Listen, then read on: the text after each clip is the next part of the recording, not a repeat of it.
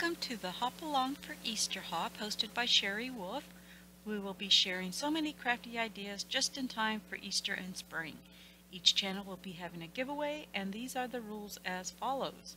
Must be a visible subscriber for each channel.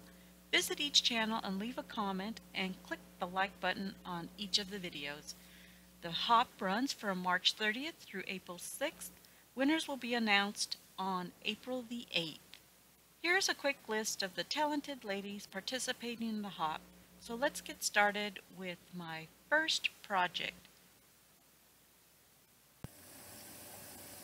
I have 3 projects to share with you, and my projects are all about unique packaging that will pack a punch. These ideas can be used for many occasions other than Easter. My first project is a step gift box. I've decorated the outside and the inside of the box with stickers and a few dies. I wanted to add stickers as this makes it quick and easy.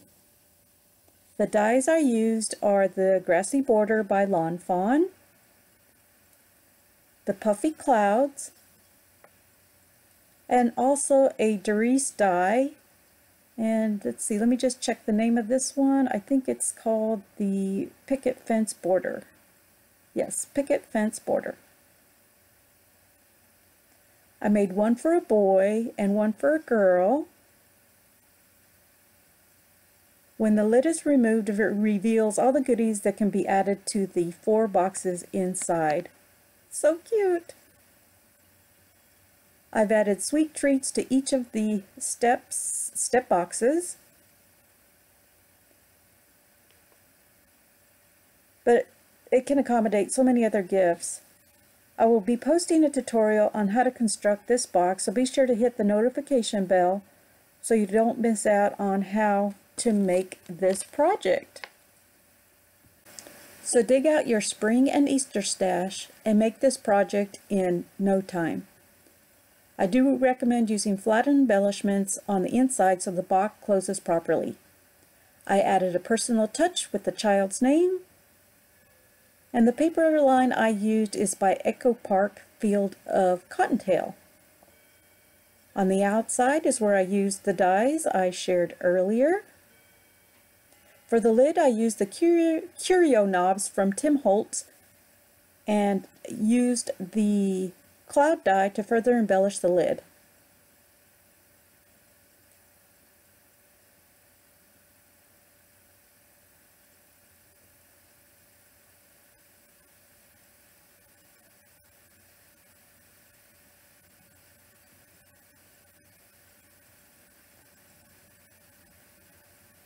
My second box is pretty much the same except for the main color, since this is for a boy.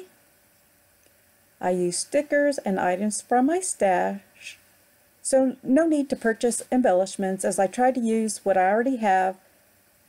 And here's the inside, just a little bit different. Try to use more boy colors instead of lots of pinks, but just a touch of pink.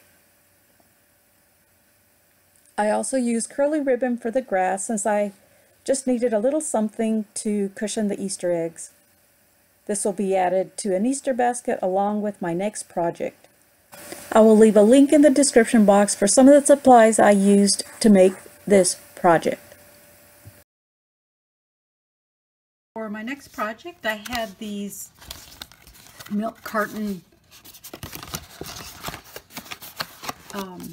boxes that I've never used, and so I decided to go ahead and decorate this one as an Easter project as well. Lots of goodies can fit in this box. Once again, I use stickers. I used the fence die and the grassy die from Lawn Fawn and just decorated all the way around the box. I punched 2 holes at the top and tied a nice festive ribbon in a nice light green. And then here I made a little tag with the child's name on the milk carton box. These are also stickers. They were kind of thin, so I added some heavy cardstock to the back and just fussy cut those out. popped them up on foam tape and added them behind the fence, in front of the fence. So lots and lots of options. This was a sticker from Michael's, a little Easter pack that I purchased, and that turned out super cute, you guys. There are so many things you can do with these milk cartons. So this will also be added to the Easter basket. If anybody requests a tutorial on how to make a milk carton box, just leave a comment down below or give me a thumbs up and I'll be happy to do that for you. I have a good pattern for that.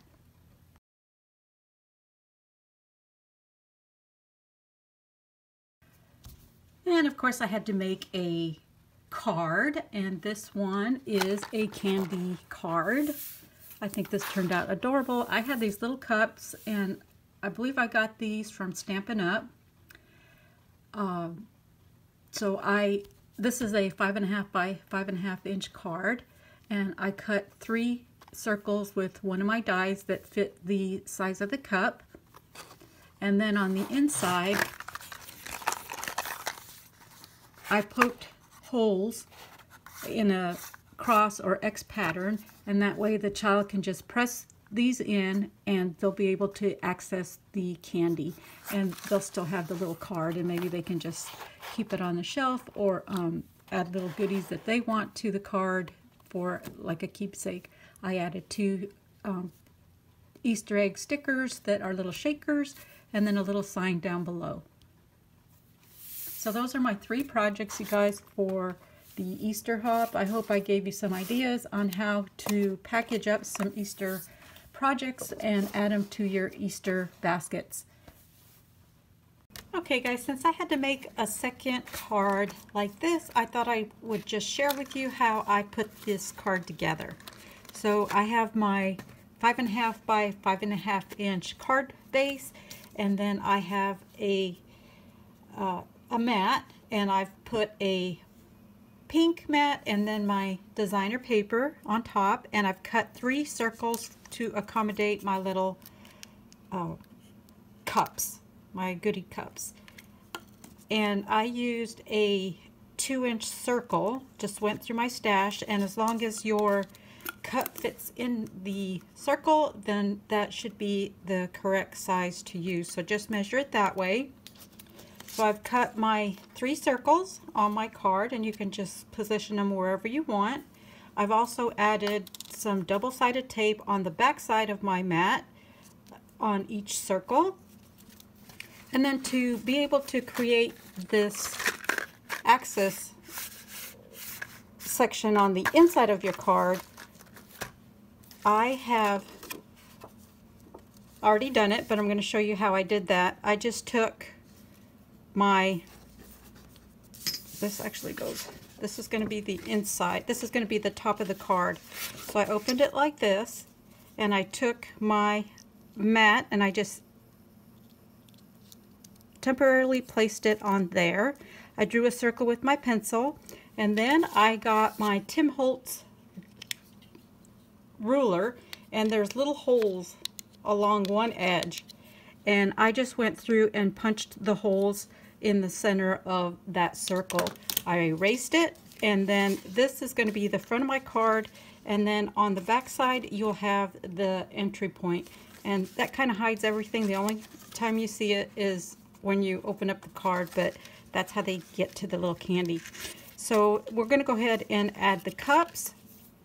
I have my candy all set up. So the Stampin' Up! Cups have adhesive on the back side, but I also need it on this part for it to, so that it'll attach to this paper here, or your mat.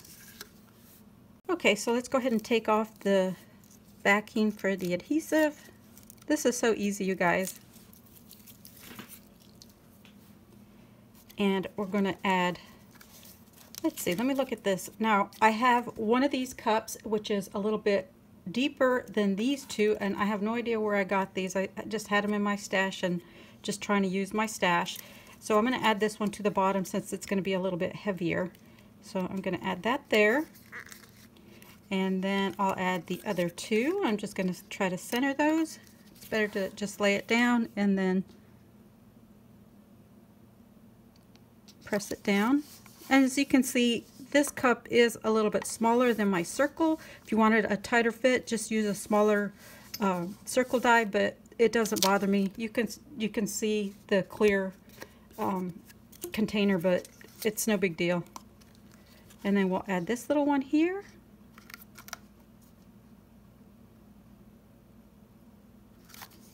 Alright, and then next I'm going to add adhesive to the whole back of this, and then we'll attach it to our card base. Okay, let's go ahead and start filling this and putting our top mat with the cups on our card base. And I'm going to add the large goodies first, these eggs down at the bottom. And I don't know how another way to do this, since this is a cut apart on the back. It's kind of hard to line this up, so I'm going to go ahead and just press that down. It looks like I have that part done. I've trapped that candy down at the bottom. Okay, and now that I have that adhered down here, I'm going to go ahead and flip this and then add my little goodies to the rest of the cups.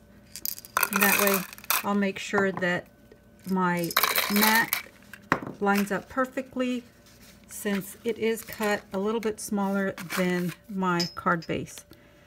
And I think that's going to work, you guys. There we go. There we have that. And then I'm just going to go ahead and embellish it a little bit with these little shaker stickers that I bought at Michael's. That goes there. And then a little spring little sentiment down here at the bottom. And there's the inside that the kids can cut into and get their little goodies out. For my giveaway, I have 4 sets of Hampton Arts stamps. As you can see in the picture, I have 3 that have 2 separate stamps in each package, along with sentiments and little icons. The 4th one is a larger stamp with larger icons and also sentiments.